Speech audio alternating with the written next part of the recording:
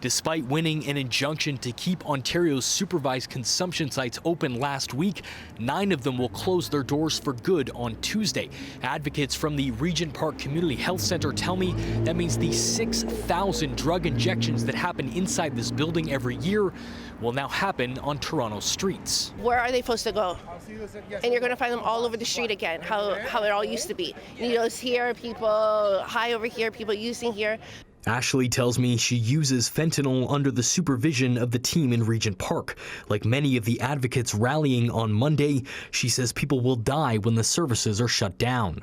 I've had young people come to me to ask if they could plan their funeral. Not because they have some sort of illness or have been given a timeline, but instead because the government itself has been given them a death notice. All but one of the 10 sites that have been used for supervised consumption across Toronto will now be converted into what the province calls heart hubs, offering services for addicts and people experiencing homelessness. But the new programs will only get government funding if they do not offer drug consumption. People have always used drugs, and people will always use drugs. What can and must change is how we use our power as a community to say that no matter how hard the government tries to control how we show up for each other, we will always and forever fight for each other.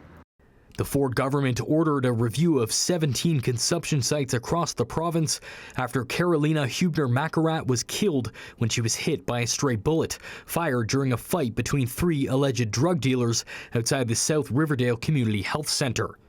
In a statement, a spokesperson for the Minister of Health says, quote, "Our priority is to protect children and families from violent crime and dangerous public drug use occurring at drug injection sites located near schools and daycares." Advocates tell me that the way to connect drug users with the other services they need is getting them in the door through the consumption program. Have you been able to access other services other than just the supervised consumption while you're here? Yes, there's health care, there's food care, there's chiropractor, there's workers that help you even get into housing, there's workers that will help you get into shelters. They even from the site there, they'll even call you a detox bed. A 10th site in Toronto says they will stay open because of the injunction, but their services may only be available temporarily, with the justice saying a final decision will be made in the coming months.